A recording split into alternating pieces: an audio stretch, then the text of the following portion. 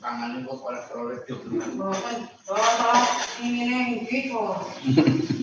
Kalau eman jamu wae. Wong nyong ora dipangan kowe ora karena Iki semutan, Bu, apa lauk?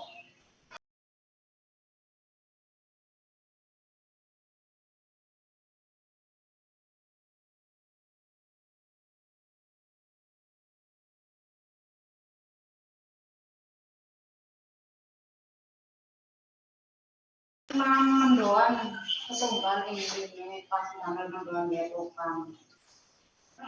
Mekanisme dan teknik dia. Ya, speakerku error lagi. Hostnya siapa ini? Halo. Selamat pagi. Iya, selamat pagi, Dok. Saya siapa? Orang hati muncul video ini dong.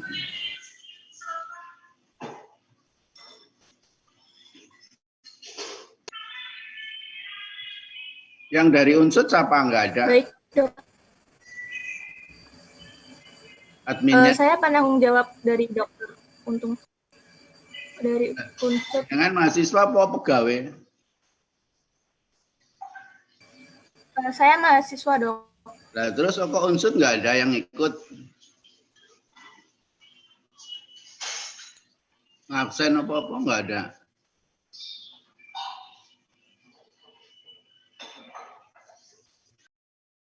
Mboten wonten, Dok.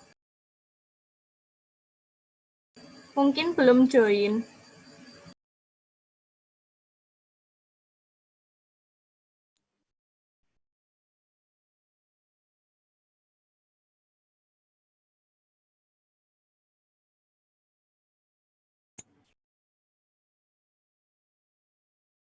Sementara ya absen dulu ya.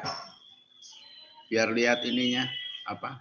Teman-teman buka itunya, buka videonya enggak? Yuk Mbak di absen Mbak.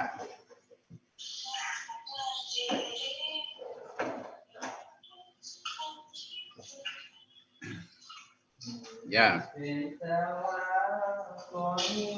Mas, bentar Mas. Mas. Itu suaramu.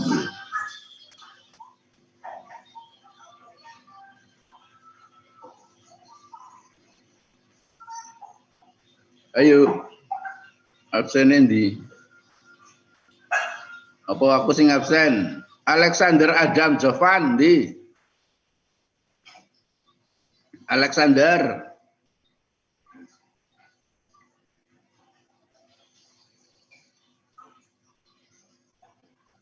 Alexander Adam Jovan.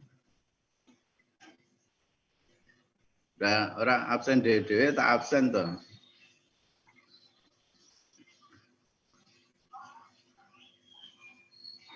Endi mau bahas sekelas isinya piro iki? Berapa orang harusnya? Mbak Mesila Sabrina, temanmu tuh harusnya berapa? Untuk yang angkatan 2019 itu ada 115, Dok. Ya. Iki kurang pitu. Iki 110 ditambah saya berarti 109. Berarti kurang 6. Ya.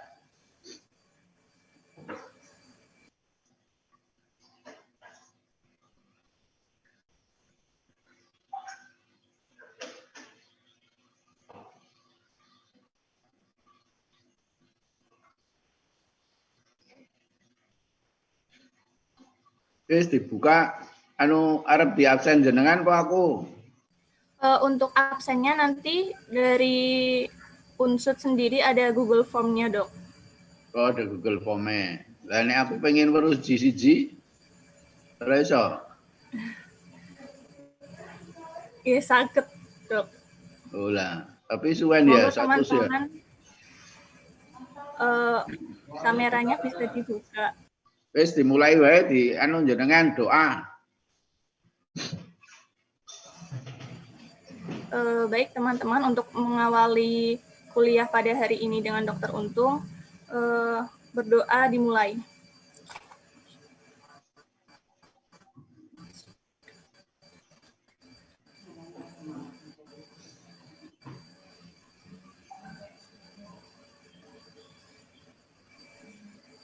Berdoa selesai, semoga kuliah ini bisa berjalan dengan baik dan ilmunya dapat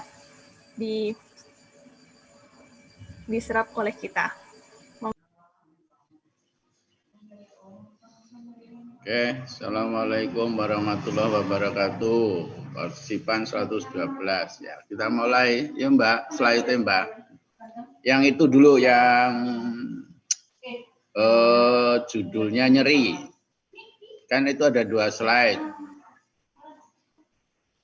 Yang satu kan nosisetik.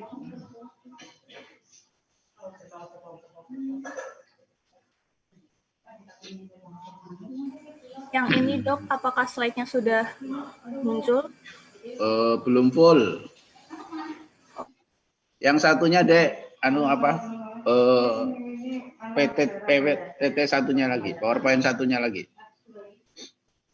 Kan ada 2 ya.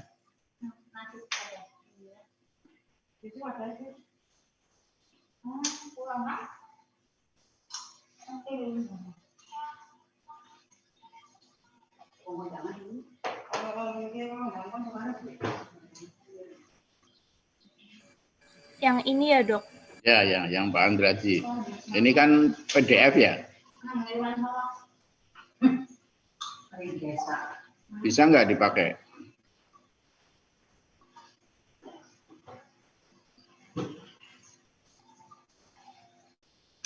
Bisa Dok. Ya, yuk. Mulai ya. Jadi Pak Andraji ini Ketua Asosiasi Nyeri dan Pokdi Nyeri yang Perdosi. Ya, tulisan dia memang kita pakai untuk kesamaan persepsi tentang nyeri. Nanti saya akan menyampaikan nyeri secara umum, hampir keseluruhan penggolongannya, baru kita ke nyeri nosiceptik. Ya. Berarti nanti kalau ada pertanyaan di tengah boleh. Jadi kalau lagi diterangkan pakai takon, hostnya bisa mengizinkan untuk buka mic-nya ya. Oke, jadi kita akan ada topik nyeri nosiceptik atau inflamasi akut ya, atau pada prinsipnya pengertian nosiceptik. Ini sih nggak perlu diagnosa penata laksana. Kita ke slide berikutnya, deh. Ya.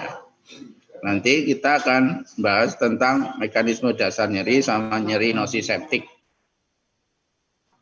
Yuk, lanjut slide-nya.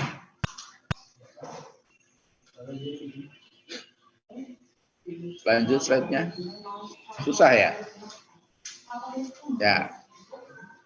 Ini definisi IASP, tapi ada yang baru. Nah, ini malah jadi PR karena yang baru itu ada penggolongan baru tentang nyeri. Ini yang lama. Jadi pengalaman sensorik dan emosional yang tidak menyenangkan terkait dengan cedera jaringan yang nyata atau potensial, atau yang dapat digambarkan sebagai suatu kerusakan jaringan. Jadi yang paling utama ini sebenarnya pengalaman sensorik dan emosional. Jadi bisa ada wujudnya, bisa tidak. Ya. Kemudian ada 3 hal, yang ada wujud kerusakan jaringan atau seperti belum deh, masih di definisi. Halo.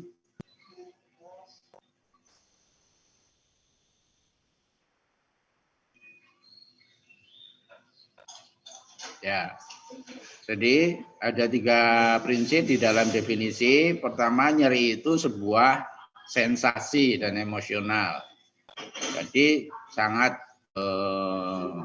privasi, sangat individu. Karena kaitannya dengan sensorik dan emosional. Jadi dengan semua kondisi yang sama, bisa rasa nyerinya beda-beda tiap orang. Ya. Kemudian dasarnya bisa jaringan rusak yang nyata, misalnya orang dioperasi, sobek atau luka, kelihatan lukanya, atau juga yang tidak terlihat secara fisik, berpotensi saja. Atau hanya gambarannya ada yang rusak. Gitu. Jadi belum tentu orang menerangkan sebuah nyeri itu dalam wujud sebuah gangguan jaringan. Misalnya ini lutut saya nyeri, buat berjalan nyeri. Tapi yang kita lihat semuanya secara fisik, secara struktur, nggak nampak ada kelainan. Itu bisa terjadi. Jadi karakteristik dari nyeri adalah subjektif. Pasien tidak menyenangkan, ada kerusakan jaringan secara nyata atau potensial atau gambaran. Nah, dari karakteristik itu. Ada nggak yang nggak kerusakan jaringan? Nah, itu di ISP yang terbaru ada kerusakan, tidak kerusakan jaringan, tapi fungsionalnya terganggu. Ya. Nah, aspek nanti yang kita lihat, yang terlibat di dalam nyeri itu ada neuroanatominya, berarti strukturnya yang harus kita lihat. Ada neurofisiologinya, berarti secara fungsional. Nah, aspek lain psikososial atau secara psikis. Nah, perubahan dari nyeri ini akan merubah atau bisa juga merubah anatominya, fisiologiknya, dan perilaku. Ya, slide. Nah, berdasarkan patofisiologi itu, jadi klasifikasi nyeri itu bisa dilihat dibagi dari berbagai aspek. Ya, pertama misalnya secara patofisiologi itu bisa dilihat secara golongan nyeri fisiologi dan nyeri klinis. Nyeri fisiologi itu psychologic pain, jadi nyeri yang didasari atas mindset atau psikologis pasien. Nyeri klinis itu bisa dibagi lagi menjadi 3. Yaitu nociceptik yang pagi ini mau kita pelajari, nyeri neuropatik, kemudian nyeri psikogeni. Nah, yang terbaru itu ada tambahan satu namanya nyeri nocipalsi. Nah, di sini itu kita yang akan lebih dominan adalah nyeri klinis, karena kita akan ketemu pasien dengan keluhan klinis, kondisi klinis, ya, kemudian temuannya juga secara klinis. Oke, lanjut deh. Ya, ini gambarannya nih, gambarannya pada akut pain, ya, karena relatif kalau bicara nociceptik cenderung lebih dominan akut pain. Walaupun neuropatik pun ada akut pain, psikologik pun ada akut pain. Ya, contohnya nih, ada stimulus yang kuat. Misalnya kita di ibu jari ada tusukan. Ya, tusukannya itu menimbulkan klinis pain atau nyeri klinik. Nah, itu nanti ada gangguan fungsi secara biologis, ada gangguan secara imobilisasi, dan ada satu kerusakan, ya. Oke, ini gambarannya, saya kira lewati saja. Ya, ini penjelasannya. Jadi itu gambar jari, ya.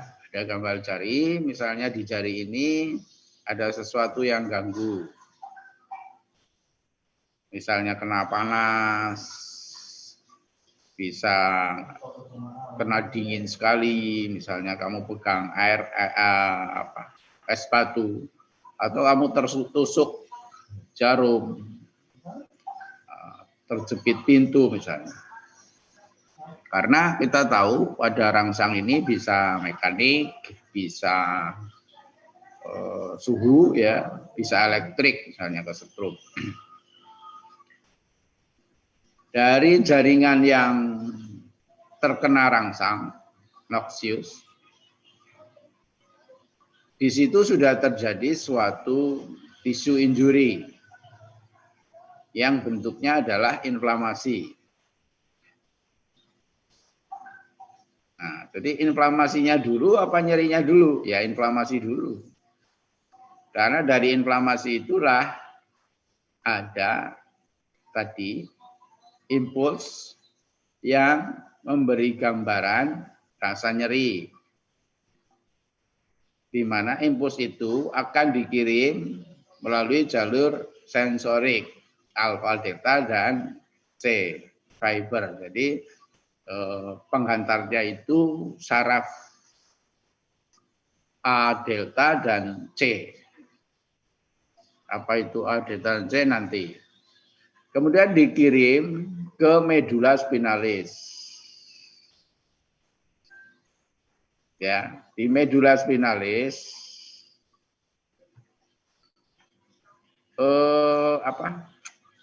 ini namanya, kursor saya kelihatan enggak? Enggak kelihatan ya. Karena hostnya di situ ya. Terlihat dokter. Bisa kelihatan enggak? Sudah terlihat dok. Oke, ya. Jadi dari jari ini ada satu rangsang aksius yang bisa mekanik, bisa suhu, temperatur, bisa juga tadi satunya mekanik, bisa suhu, bisa.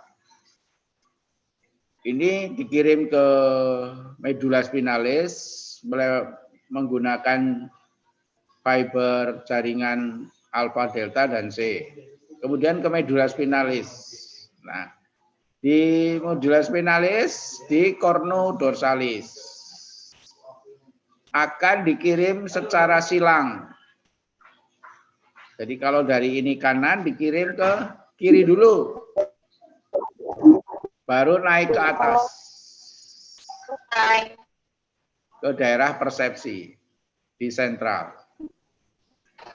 Jadi di sini ada jari tertusuk, dikirim jalur melalui alfa, delta, dan C menuju ke medula spinalis, dikirim lagi ke sebelahnya di cornu dorsalis, ke sisi sebelahnya dikirim ke otak. Nah, di otak akan diolah menjadi persepsi. Tadi karena ini kaitannya dengan nyeri, persepsi nyeri yang diterima di otak.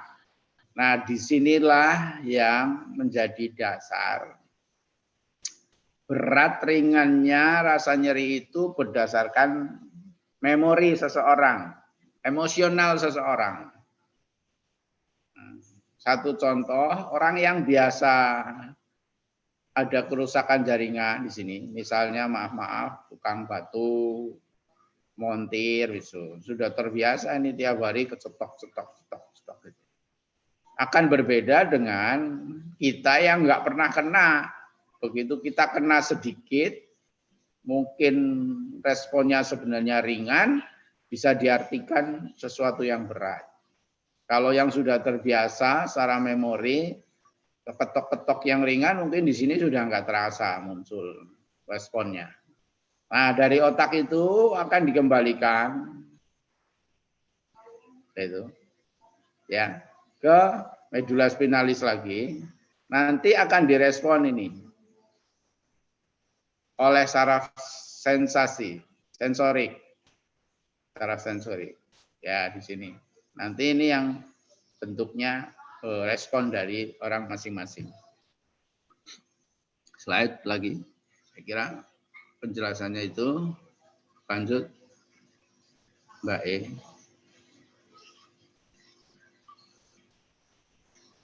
Ya. Nah, itu tadi adalah mekanismenya ya, secara makro.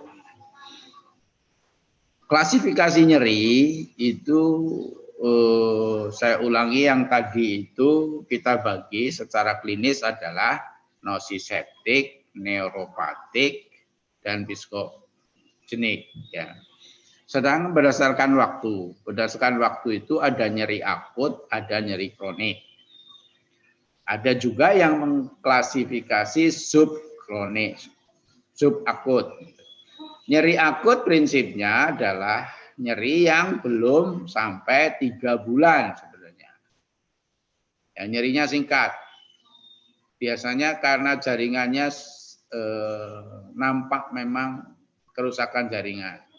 Jadi ada kerusakan jaringan yang jelas, cenderung begitu. Ya. Nah, sedangkan intensitas nyerinya akan berkurang dengan waktu tadi. Batasan waktunya di bawah 3 bulan. Kalau kita menggunakan 2 klasifikasi, akut dan nyeri, akut dan kronis saja. Tapi kalau ada subakut, akutnya jadi 2 minggu. Tapi yang kita pakai ini aja. Yang kita pakai nyeri akut dan kronis. Nah, nyeri kronis berarti kita tahu nyeri yang 3 sampai 6 bulan atau lebih. Jadi patokannya 3 bulan. Ini kuliah mendengarkan nanti ada soal gampang di sini. Akut ya di bawah 3 bulan, kronis di atas 3 bulan. Ya. Biasanya nyerinya lebih ringan daripada akut. Cuma lama nggak hilang-hilang. Nah, sedangkan klasifikasi berdasarkan etiologi banyak. Kalau berdasarkan etiologi ya berarti adik-adik harus berpikir penyebab nyerinya itu apa, penyebab inflamasinya itu apa, penyebab radangnya itu apa. Tumor, infeksi, vaskuler, mekanikal, atau peradang sakit penyakit yang tergolong pada itis, inflamasi, artritis, atau metabolik bisa. Jadi berdasarkan etiologi sama, nyeri itu berdasarkan etiologi sama dengan penyakit umumnya, yaitu penyakit yang kita tahu biasanya ada 6. Nah, bisa sebenarnya juga bawaan, kongenital. Cacat kongenital juga bisa menimbulkan nyeri. Ya, di sini ditambah dengan inflamasi. Slide. Ya. Ini definisi setelah kita bagi menjadi klasifikasi klinis, berdasarkan klinis, yaitu nyeri nosiseptik, nyeri neuropatik, dan psikogenik. Nyeri nosiseptik sendiri ini adalah nyeri yang timbul akibat berbagai stimulus yang menimbulkan kerusakan jaringan. Jadi nosiseptik cenderung dominan kita tahu ada kerusakan jaringan. Ya. Kerusakan jaringan itu bisa saja bentuknya udim, bengkak, memar, belum tentu ada sobekan, tapi ada kerusakan. Ya. Kalau nyeri neuropatik adalah nyeri yang didahului atau disebabkan oleh lesi atau fungsional primer pada sistem saraf. Jadi depannya tulisannya neuro, nah, berarti ya saraf. Ini nyeri yang langsung disebabkan oleh gangguan kerusakan jaringan saraf maupun gangguan fungsi pada sarafnya langsung. Nah, kita tahu saraf itu kan ada primer dan sentral dan perifer. Nah, dua-duanya neuropatik bisa yang sentral, bisa yang perifer. Nanti kita bahas lebih dalam. Ada nyeri psikologi. Nyeri di mana faktor psikogenik dominan. Itu orang cemas, muncul nyeri. Padahal sebenarnya nyerinya kalau dicek nggak ada apa-apanya, tapi pemicunya cemas. Ya, kemudian tanpa kerusakan jaringan. Jadi nggak ada. Kita harus memastikan dulu pasien ini tanpa ada kerusakan jaringan, termasuk jaringan di saraf dan di sistem saraf yang pusat maupun perifer. Kemudian tidak ada jaringan secara umum di organ itu, tapi punya rasa nyeri. Ya, kita berpikir ini psikogenik. Ya, slide. Nah, nyeri nocipeptik sendiri itu dibagi lagi. Ya, ini memang seperti itu, yaitu yang superficial dan yang internal. Nyeri somatik superficial. Nah, nyeri nocipeptik itu yang superficial ya otomatis yang di bagian luar organ kita, kulit, subkutan, membrannya. Nah, ini bisa tadi seperti yang awal saya sampaikan, bisa secara mekanik, kimiawi maupun termal kerusakannya ya. Misalnya kamu kena air panas bisa muncul nocipeptik. Kemudian karakteristik nyerinya itu terlokalisir, jadi ada jaringan yang rusak di mana, kan nggak mungkin seluruh tubuh. Bisa saja misalnya kebakar seluruh tubuh bisa. Tapi prinsipnya terlokalisir di tempat adanya lesi. Kemudian tajam, rasanya seperti tertusuk. Nah, ini rasa terbakarnya sebenarnya ini kalau di termal, tapi kalau nggak di termal tidak muncul rasa terbakar. Karena rasa terbakar itu lebih dominan di neuropatik, bukan nocipeptik. Ya, kalau ini memang perangsangnya itu penyebab perangsangannya itu wujudnya adalah yang termal. Tapi kalau yang lain biasanya nggak ada rasa terbakar. Ya, slide.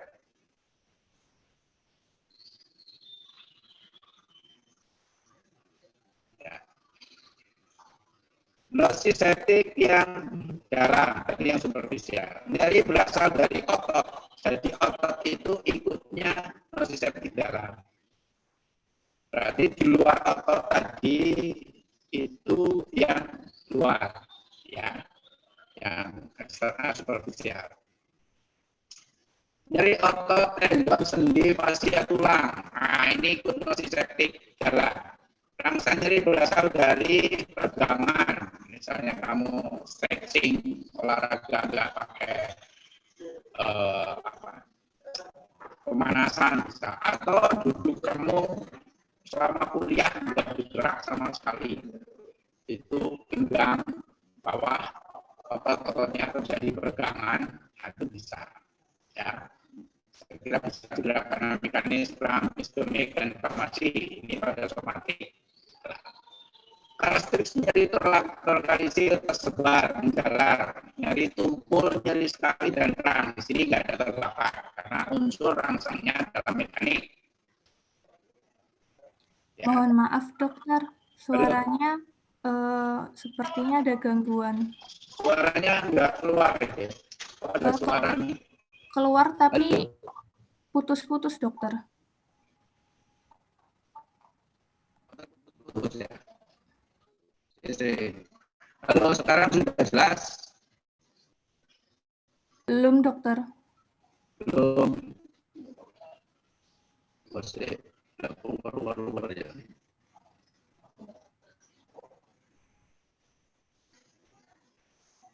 Suara saya belum jelas. Sekarang juga belum jelas. Bawa itu di rumah. Coba sebentar. Tolong.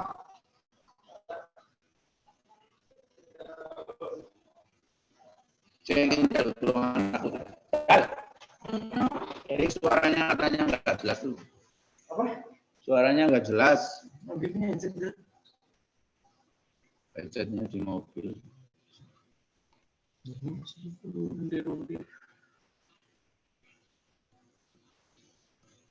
Kalau dulu dari kita apa dari sana? Laptop Abi ini. Pindah pakai HP ya. Ini.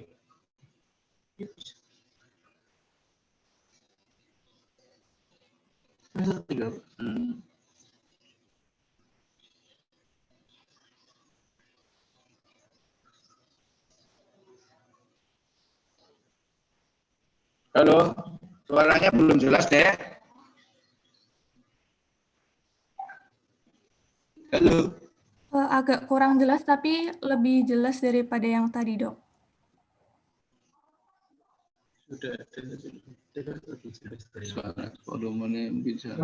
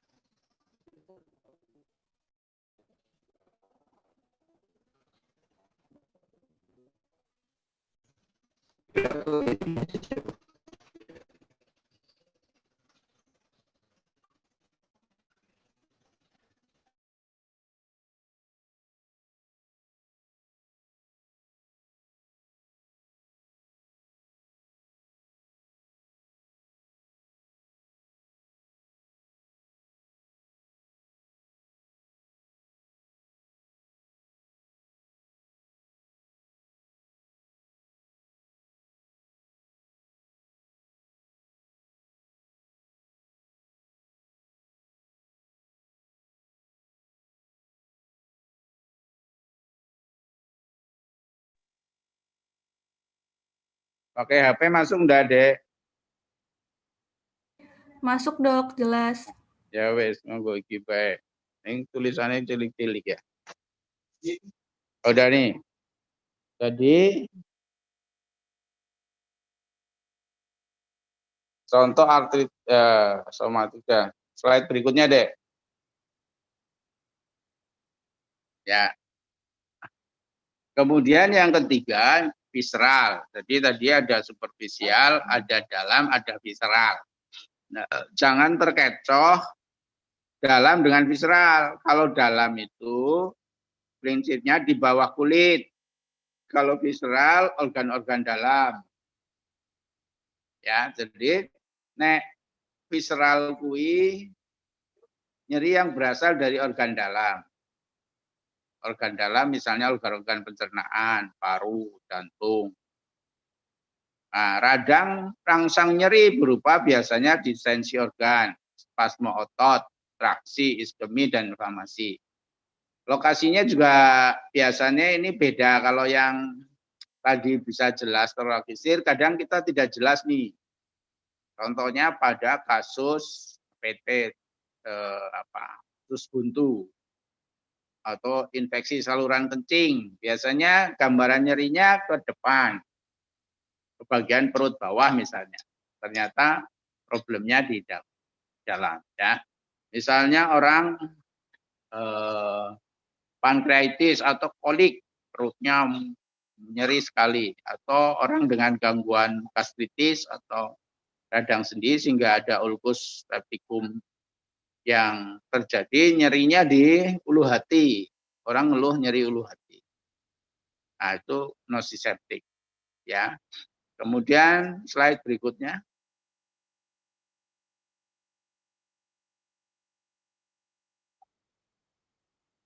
Ya.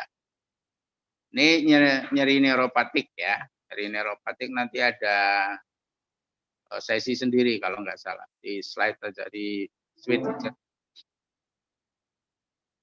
Di skip. Yuk. Slide berikutnya. Slide berikutnya. Ya. Nah, kalau yang nosiseptik itu biasanya penyebabnya diketahui. Jadi misalnya tadi ada radang saluran kencing, atau habis tertusuk, atau habis ada kerusakan karena terbakar misalnya. Nah, jelas itu lebih jelas ya. Kemudian biasanya akut di bawah 3 bulan.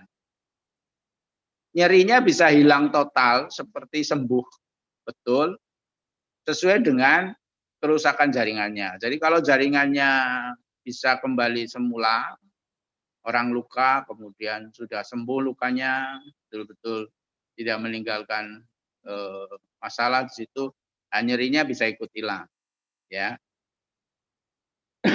Kemudian bisa juga, cuma ini mengikuti dari rangsangnya apa. Misalnya tertusuk ya, rasanya tertusuk, ditajam. Kemudian kalau sumbernya termal ya dingin apa panas ya rasakan itu yang hebat. Ya, kalau ke iris ya ke iris. Slide. Itu nosiseptik. Nah, saya kira ini tadi sama pada penjelasannya, bisa di skip. Ya.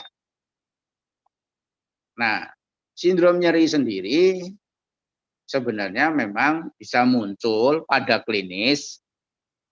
Di samping bisa muncul nosiseptiknya saja, bisa muncul neuropatiknya saja yang saraf. Bisa orang dua-duanya merasakan. Namanya mix atau campuran ya. Nah, pada nosiseptik itu ya seperti tadi saya contohkan, nyeri operasi, teriris, nyeri punggung, bawah mekanik karena duduk lama, berdiri lama, pada stay yang lama itu bisa nyeri punggung, bisa karena artritis ya. Oke, slide saya kira ini tadi sudah. Ya. Ya, ini tadi sudah, ini bikin algoritma. Slide. Sekarang ke fisioanatominya. Yuk. Nah, ini sebenarnya jalur yang kalau semester 3.3 itu sudah dapat teori nyeri apa belum ya, Dek?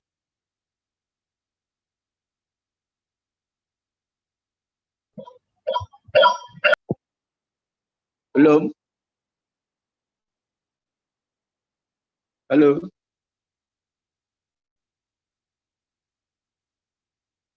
Jadi Mas, dicoba pakai itu. Kemarin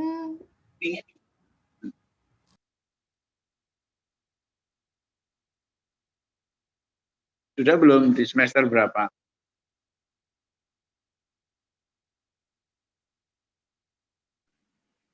Izin menjawab dok, kalau terkait nyeri baru dipelajari di blok 3.3 ini dok. Oh lah, kok langsung nosiseptik ya? Enggak teori dulu ya? Izin menjawab, dokter. Mengenai pain pathway sendiri, sebenarnya 1.3 sudah diajarkan. Oh ya. Tetapi 3.3 baru kemarin dengan dokter Pras, dokter. Sudah Mengenai ya. pertama dengan materi nyeri septik. Oh. Ya wis, berarti ini bisa dilewatin daripada ngulang-ngulang itu ya. Ini sudah jalur nyeri ini. Tadi alfa, delta, dan C. Sudah belum, Dek? Ya, tak ulang sekilas lah ya buat refreshing. Jadi tadi adanya satu rangsang noxious ya, stimulus noxious yang terjadi, yang dialami oleh sebuah jaringan. Jaringan itu apabila di jaringan itu ada fiber atau jalur saraf untuk nyeri, bisa mengantar nyeri. Tapi kalau jaringan itu nggak ada, ya nggak ada. Contohnya giginya loh ya. Yang mahkotanya gigi itu nggak ada jaringan nyeri. Jadi kalau giginya diketok, giginya saja, misalnya giginya dilepas, diketok-ketok atau dibuka nggak ada jalur sarafnya. Tapi kalau gusinya atau tempatnya bisa. Tulang nggak ada nyeri tulang sebenarnya. Karena tulangnya langsung, bone-nya itu nggak ada saraf. Yang ada adalah tadi di ototnya, di tendonya, di kulit. Nah, kalau ada jalur ini, alfa, delta, dan C, sebagai penghantar untuk nyeri. Nah, tadi sudah saya sampaikan dari jaringan diantar melalui ini ke medula spinalis ya, cornu dorsalis. Terus dikirim, dioper ke sebelah, bisa dikirim ke otak. Slide. Tadi sudah. Ya. Ini tadi serabut sensoriknya, di mana kita tahu ini akan membedakan fungsinya. Kalau yang alfa beta, alfa delta itu nociceptik motorik ya. M itu mielin, bermielin. Jadi ada mielinnya, berarti kecepatannya biasanya lebih cepat kalau ada mielinnya. Yang C adalah nociceptik, anmielin, berarti enggak ada mielin. Dan cenderung lebih lambat ya. Jadi kita kalau nyeri yang terlibat alfa delta, A delta, dan C. A delta dan C. Kalau yang A beta nanti kaitannya dengan raba, getar. Kalau yang A alfa itu yang motorik. Jadi untuk gerak. Jadi yang nyeri dua saja yang perlu dipelajari, A delta, bukan alfa delta, saya tadi keliru, A delta dan T. T fiber. Oke, slide. Ya. Nociceptor atau reseptor nyeri ini dari dua ini akan memberikan persepsi masing-masing. Pada A delta itu tajam, menusuk dan lebih singkat. Kalau yang C terbakar atau bisa tersetrum, lebih lambat dan lebih lama. Oke, slide. Ya. Nah, ini sama gambaran tadi. Ini adalah proses yang juga harus dipahami. Ini sebenarnya teori nyeri dasar, di mana ada noxious stimulus, ada proses transduksi, ya, berarti ini prosesnya di nociceptor. Kemudian konduksi, ini berarti di A delta dan C, peripheral nerve, ya. Kemudian modulasi, ini di cornu dorsalis, persepsi itu brain. Jadi pada jalur nyeri yang terlibat adalah jaringan yang kena rangsang, jari, jempol, perut yang superficial. Nah, terus dikirim melalui alfa A delta kemudian C, kemudian ke cornu dorsalis dan ke otak. Tadi sudah berkali-kali dijelaskan. Slide. Ya, sama ini proses penjalaran, cuma sekarang ada penjelasan mengenai prosesnya di sana. Di nociceptor perifer itu timbul proses disebut transduksi. Ya. Kemudian di A delta dan C itu konduksi. Nah, nanti ini akan membingungkan di konduksi karena kondisi ini muncul baru. Yang umum dijelaskan itu adalah transduksi, transmisi, modulasi dan persepsi. Ya, saya kira ini sudah tadi penjelasannya. Ini hanya gambarnya lebih jelas. Right? Ya. Oke, lanjut. Pada nociceptik ada proses transduksi di mana proses energi noxious luar diubah menjadi aktivasi elektrofisiologis dan neuron aferen primer. Nah, jadi tadi pada fase noxious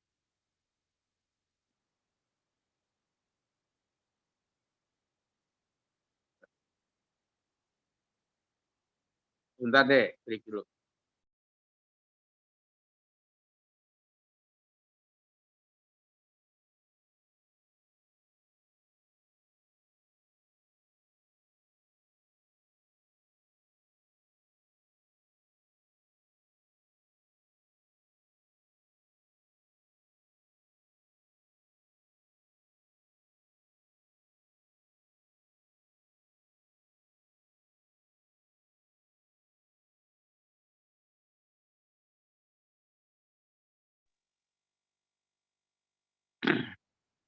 Jadi pada yang transduksi pada nociceptik itu adalah proses di jaringan yang kena pertama muncul antara noxious rangsangannya itu proses dari perangsangannya dirubah menjadi elektrofisiologis. Di mana stimulus kerusakan jaringan muncul pelepasan K+, kemudian terganggunya bradikinin, prostaglandin. Ya, jadi sekarang kita sudah ketemu biomolekulernya. Yang pertama ada 2, yang kamu ada 5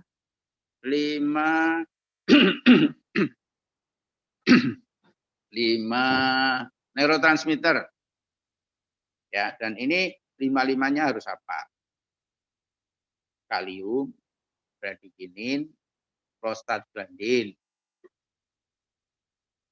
Ya, ini dulu, nanti ada lagi tambahan. Karena memang yang terlibat di proses transduksi, ya, proses transduksi itu proses di perubahan rangsang dirubah menjadi elektrofisiologis, sehingga nanti dari perubahan elektrofisiologis ini bisa menjadi hantaran impuls yang akan dikirim melalui A delta dan C. Nah, itu proses transduksi. Simpelnya transduksi itu adalah proses timbulnya potensial aksi. Nah, jadi kembali ke teori potensial aksi. Perubahan potensial aksi akan menghasilkan impuls. Impuls itu akan dikirim melalui A delta dan C. Kemudian diteruskan langsung sesuai dengan jalur tadi ke otak. Ya. Nah, pada cornu dorsalis kemudian ke otak ada terminal-terminal lain pelepasan dari substansi P. Memicu pelepasan bradikinin dan histamin. Ya, kemudian serotonin. Jadi di sini kita ketemu 5. Ya, substansi P, bradikinin, prostaglandin, serotonin, dan histamin. Itu adalah neurotransmitter yang terlibat di dalam proses nyeri. Nah, dari proses neurofisiologi,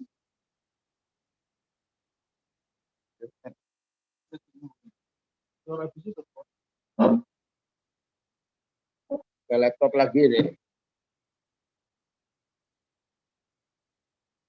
Karena kalau pakai HP kecilan.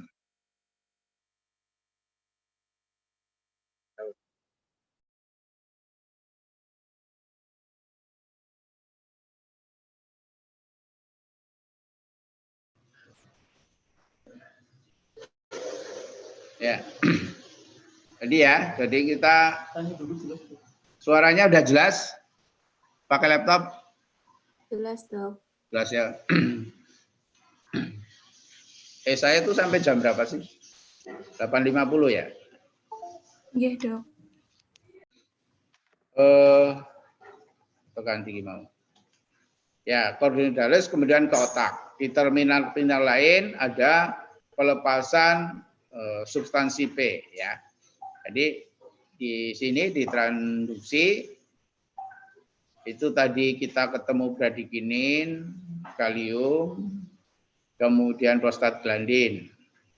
Nah, maju lagi, terlibat lagi di daerah otak. Kita ketemu substansi P, histamin, dan serotonin. Nah, proses di otak itu bisa muncul sebuah perubahan pada vaskuler, yaitu vasodilatasi. Ya, sehingga muncul satu sensitisasi reseptor di sekitar. Ada hiperaglesia yang meluas, namanya hiperaglesia sekunder. Kemudian slide, coba kita lihat. Nah, ini transduksi. Kita bisa melihat prosesnya, ada tusukan ya. Itu yang gambar pertama, ada tusukan, ini mekanik, misalnya tertusuk jarum, diproses di awal dari rangsang ini akan merubah struktur biomolekulernya. Terlibatnya kalium, bradikinin, dan prostaglandin. Nah, setelah ini keluar, neurotransmitter ini keluar di sel, ini di tingkat sel, juga di tingkat reseptor, nah, terlibat tambah lagi yang terlibat. Ada serotonin, ada substansi P, ada histamin, nah, ada platelet. Ini perkembangan berikutnya. Slide aja. Saya kira ini sudah dipelajari ya. Sehingga zat-zat yang mengaktifasi atau mensintesis nociceptor itu nah, kita dapatkan menjadi 1, 2, 3, 4, 5, 6, 7, 8.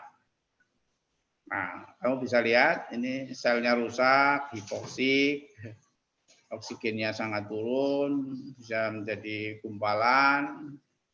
Nah, ini aktivasinya. Sensitasi. Ini aktivasi, ini sensitisasi. Nah, disinilah sebenarnya rasa nyeri itu menjadi lebih direspon oleh kita rasanya nantinya. Ini proses baru akan muncul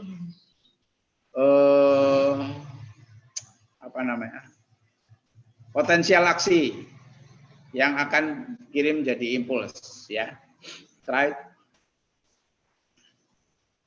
Ya. Nah. Ini kaitannya saya kira ini dilewati saja. Ini lebih ke arah nanti ya. Ya. Ini primary Hagelsia, ini secondary. Ini allodynia. Besok ada pelajaran sendiri. Slide. Ini di semester 5 kalau nggak salah. Nah, ini mengenal saja, tapi di dalam nociceptive itu ada istilah gangguan mengarah ke hiperalgesia, bisa allodynia. Hiperalgesia itu ada primer, ada sekunder. Hiperalgesia itu adalah suatu proses berlebihnya yang diterima atau dipersepsikan oleh seseorang terhadap rangsang nyeri. Penjelasannya adalah, contohnya, tusukannya ringan, ditusuk ringan sekali. Tapi respon daripada inflamasinya tadi, yang proses biomolekulernya itu menjadi berlebih. Sehingga si penderita atau si orang ini atau pasien ini akan merasa nyerinya banget. Tusukannya ringan, nyerinya hebat yang dirasakan. Itu hiperalgesia. Ya, simpelnya begitu. Apa itu allodynia? Rangsangannya bukan nyeri, tapi dirasikan nyeri hebat. Contohnya, pada hiperalgesia ditusuk jarum. Ringan saja, tapi pasien merasa nyerinya hebat. Ya memang sensasi yang dia terima begitu. Persepsinya juga begitu. Sehingga tusukan jarum terasanya tajam, tusukannya ringan, tapi diartikan lebih berat. Allodynia beda lagi. Rangsangannya bukan nyeri. Bentuk rangsangannya bukan nyeri, tapi diartikan nyeri. Satu contoh, kalau kamu punya bisul, lagi bengkak, ditiup. Tiupan kan bukan, tiupan itu bukan rangsang nyeri. Nah, tiupannya itu diartikan menjadi sebuah rangsang nyeri. Nah, itu allodynia. Ya, saya kira jelas lah ya.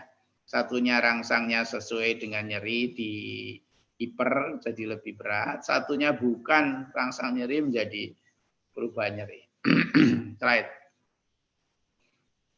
Ya, saya kira ini slide lagi. Ini nanti ada sendiri. Slide lagi. Ya. Ya. Ini ada perifer dan sentral ya, sensitisasinya. Slide. Yuk, modulasi. Ya. Saya kira ini berkali-kali modulasi ada proses di sini ya. Di sini pun kita berarti nanti membahas A delta dan C. A delta itu bermielin. Kalau kita lihat deh, ini ada bunder-bundernya ini, itu mielin. Nanti impulsnya bisa loncat-loncat, namanya salsaltoid proses. Kalau yang C nggak ada. Karena yang A delta itu ada mielinnya, dia lebih cepat. Tapi kalau yang C, dia akan lebih lambat. Ya. Ini jalurnya juga beda di ganglion. Slide. Ya, slide. Sama ini prosesnya. Slide. Ini ini sudah ya berkali-kali jalur inhibisi. Slide. Serotonin dan norepinefrin. Jalurnya lanjut. Lanjut. Ya, slide satunya deh, apa PTT satunya. Ini diagnosa nanti di semester 5 ketemu lagi.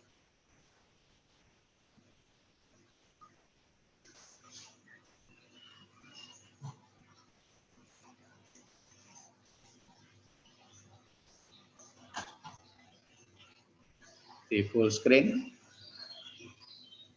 Ya. Yuk, lanjut. Lanjut, tadi sudah mirip-mirip. Ya. Tadi sudah, ya. Ya, ini sekilas ya. Tadi sudah nih. Ini hanya dibikin bagan ya, saya bikin bagan. Slide. Ya, ini tadi sudah slide. Ya, ini sudah mirip-mirip. Sebentar, balik lagi ke sana yang tadi. Nah, ini ada 1 bulan ya. Tapi sebenarnya kita patokan tadi prinsipnya di 3 bulan ya. Jangan bingung. Nanti kalau orang nggak ikut kuliah apa pas nggak dengerin bingung. Loh, ini 1 bulan, ini 3 bulan. Betul. Makanya ada yang bilang subakut antara 1 sampai 3 bulan. Tapi jadi begini, kalau menyerap ilmu itu kadang kita sedang dalam posisi apa yang mau kita bagi. Kita kan sekarang membaginya 2, akut kronik, berarti batasannya 3 bulan. Kalau nanti klasifikasi ada yang ngajarin lagi atau ada slide lain, kalau ada subakut antara 1 dan 3 bulan ya nggak apa-apa. Namanya juga klasifikasi, bisa siapa yang mau menggunakan yang mana gitu ya.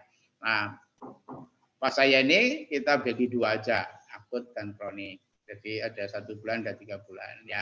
Slide.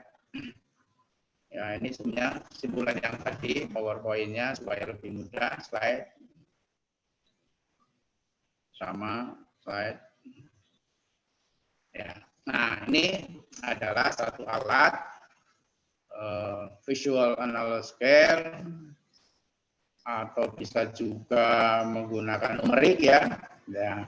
Bedanya kalau numerik pakai skala. Kita sudah sepakat internasional. Kalau 1 sampai 3 itu ringan. Oke, kita jelasin ini dulu. Jadi ini adalah satu skala yang kita gunakan untuk mengukur nyeri. Tapi ini nggak bisa umum. Ini untuk individu pasien itu sendiri. Karena tadi nyeri adalah persepsi. Nah, cara menggunakannya, ini si penderita ditanya dulu nyeri di mana biasa namanya. Untuk nyerinya Bu, harus ada penjelasan. Kalau nggak nyeri sama sekali, itu berarti Ibu nanti memberi nilai 0 ya. Kalau sampai betul-betul tidak tahan itu 10. Gitu. Nah, kira-kira Ibu di mana? Apa sedang, apa nyeri sekali begitu. Nah, gampangnya begitu nanti praktek. Nah, misalnya, oh aduh dok masih ketahan kok, ya mungkin sekitar 3, 2 ringan. Wah udah nggak sama sekali nggak tahan sampai teriak-teriak apa ya, mungkin di 8, 9. Nah ini numerik. Kalau visual itu hanya ringan, sedang, berat. Ya. Nah ini untuk anak-anak yang belum bisa, yang belum bisa membaca angka. Kita lihat wajahnya. Jadi kalau pada anak-anak kita lihat kalau dia main-main senyum-senyum, ya semester 3 kan masih kayak gini. Semester 3 masih senyum-senyum, nanti kalau sudah semester 5 ada sedih-sedihnya. Semester 7 udah sedih lagi. Koas nangis-nangis, gitu. Koasnya nggak lusuh-lusuh nangis. Ya ini visual dari nyeri ya. Seperti ini. Izin berbicara, dokter. Maaf, suaranya putus-putus. Suaranya putus-putus lagi. Ya, saya coba.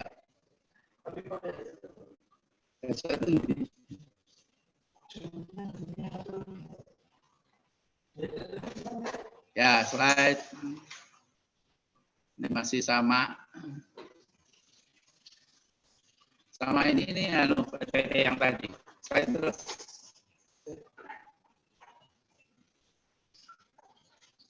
Ya, slide deh. Ya, ini mungkin agak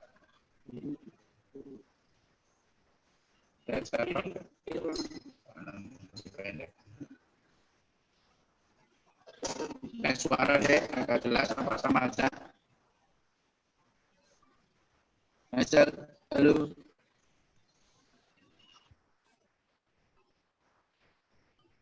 Suaranya tambah jelas apa sama aja? Suaranya kurang jelas. Kurang jelas.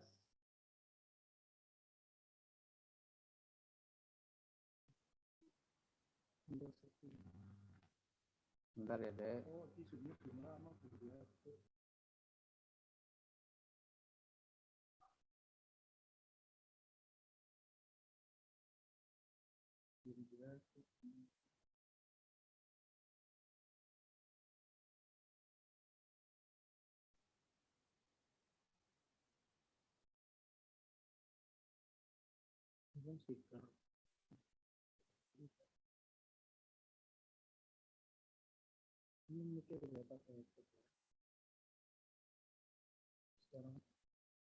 Halo.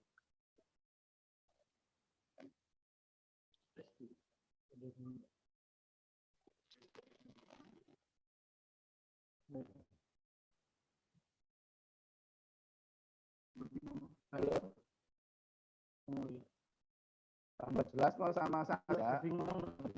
Halo. Halo, enggak ada suaranya. Halo. Belum jelas, dokter.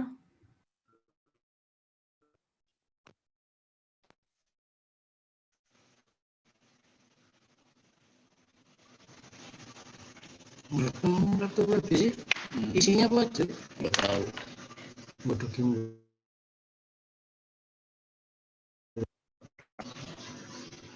Film terus.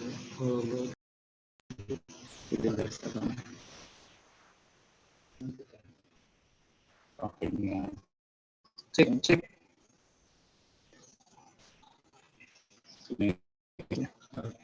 Mas Zul jadi bukan Mas Zul.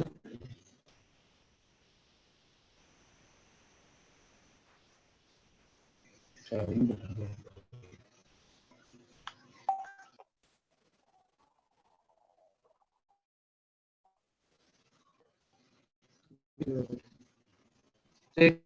Halo. Cek. Halo. Lagi. Masih putus-putus, dok. Mungkin bisa pakai dua device yang untuk melihat PPT di laptop, untuk suara di HP.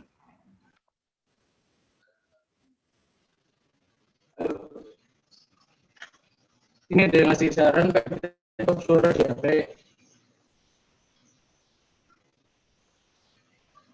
Oh ya. Suaranya putus-putus. Suara aku putus-putus juga, Pak. Enggak, Mas. Ini berarti bisa ngomong. Nggak putus-putus, Pak. Maaf, suaranya masih putus-putus, Mas. Suara aku putus-putus. Iya, agak blended gitu.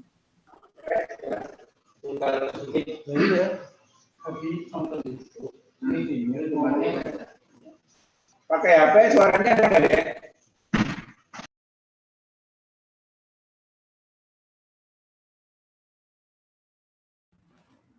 Gimana, dok?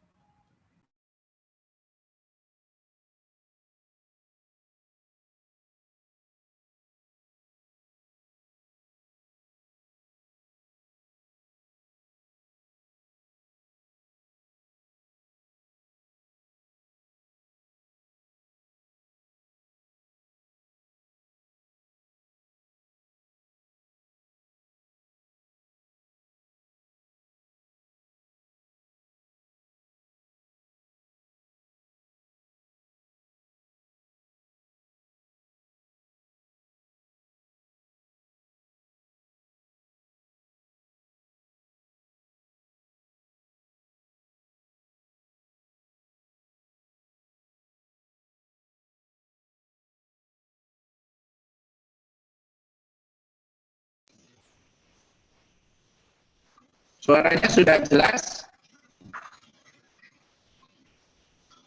Masih putus-putus, dokter. Oh ya, coba yang di HP ya. Iya, dokter. Mana di HP? Suara juga nggak ada. Halo, yang di HP ada suaranya enggak? Yang langkah ya, Sar. Ada, dokter. Oh, sudah ada. Ya. Halo, ya Sudah, wes, dokter. apa ya?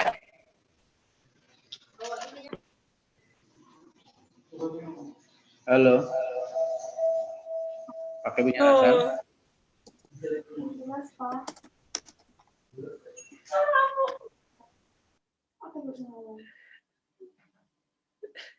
tak?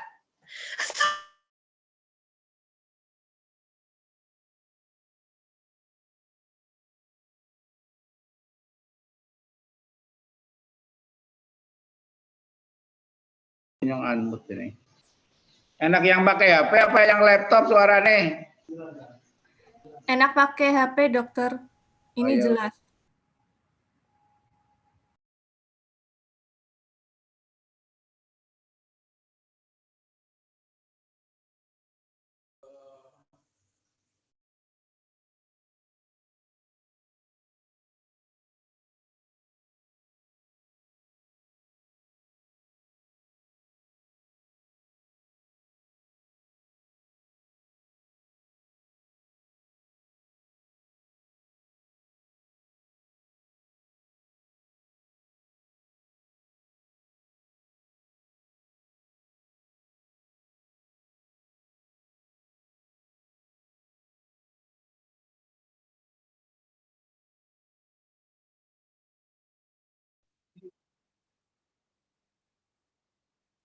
Halo. Gak ada suaranya kan? Ya, sudah, dok. Ya, slide-nya diganti deh. Ya, ini tadi sudah. Slide ganti lagi coba. Terus. Tadi sudah, terus. Nah, ini. Ini dihafalin. Biasanya kalau soal lama ini akan keluar. Rambut saraf itu bermilin, diameternya 1 sampai 5 mikron. Kecepatan hantarnya 5 sampai 30. Pada nyeri akut, korteks cerebrinya di talamus. Ya. Terus nanti C juga dihafalin. Kalau bang soal ini banyak keluar, beberapa ujian di dokteran juga muncul. Jadi yang dihafalin ini satu. Bermilin tidak, kan gampang. Kalau T tidak, yang A delta bermilin. Jadi diameternya ini jelas lebih, nanti lebih kecil apa lebih besar, lihat tadi. Ya, slide berikutnya. Ya, ini juga tadi sudah dihafalin slide. Ya, ini adalah proses yang tadi sudah dijelaskan, ada noxious, transduksi, konduksi, modulasi, dan persepsi. Nanti pada saat mengulang belajar itu ada sebelum konduksi dan transduksi itu ada proses tersendiri. Nah, nggak usah bingung, nanti diulang-ulang aja, dilihat. Tapi yang penting pada 4 proses ini, transduksi, konduksi, modulasi, dan persepsi. Ya, slide. Nah, ini transduksi sudah, slide lagi. Ini sama, terus ini transmisi, ini modulasi ini. Ya, jadi tadi 4 itu kamu ulang lagi, melihat mekanismenya di sini. Kalau tadi yang di slide pertama belum jelas, ini yang jelas. Jadi transduksi mana, modulasi mana, transmisi mana, persepsi mana, slide. Ya, ini ada kontrol gerbang spina, ini untuk menghambat nyeri, slide.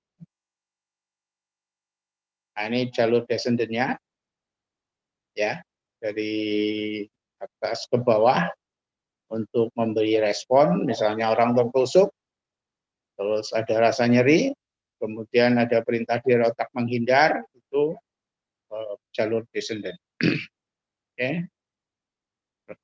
Ya, ini persepsi, ya. Kembali lagi, kamu nanti pelajari di 55-nya tadi. Transduksi, transmisi, modulasi, sampai ke persepsi. Right?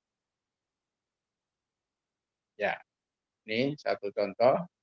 Ada transduksi, ada transmisi, ada modulasi, ada persepsi. Jadi gambar ini saya kira lebih jelas. Nah, proses apa yang ada di transduksi tadi sudah saya contohkan. Nah, yang transmisi kamu pelajari lagi sendiri, yang modulasi sendiri, karena sudah jelas ada penjelasannya di situ. Oke, slide. Ya, ini proses penjelaran nyerinya, ini yang tadi, ya. Ah, hati-hati, ini ada konduksi, ya, ada modulasi. Jadi kalau tadi 4, di sini ada 5 gambar. Nah, kamu coba lihat di pelajari lagi. Slide lagi. Ya, saya kira itu deh pelajaran. Kita buka pertanyaan, kalau ada yang mau tanya, boleh.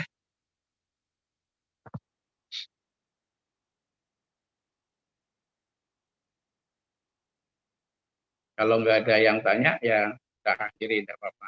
Nanti kan masih ada kuliah lagi.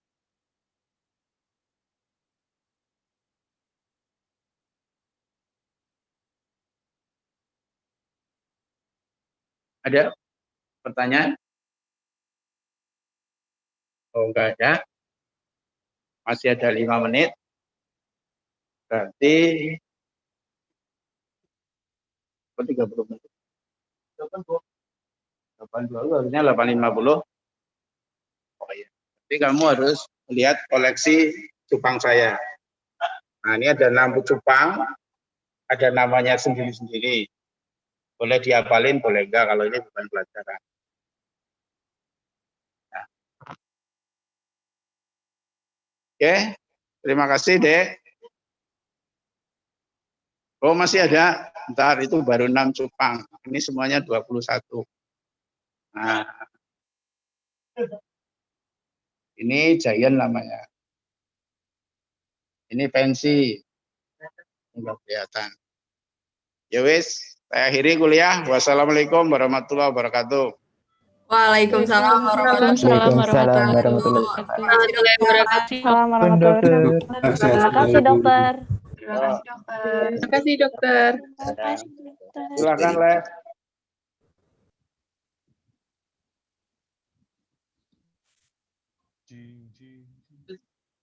Hah? Udah? Udah selesai, cuy. Itu nggak bisa, Les. Mikrofon aku kenapa ya?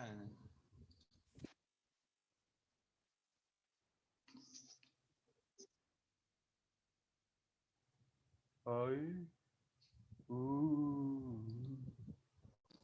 Cek, cek, cek, cek. Kedengeran. Mantap.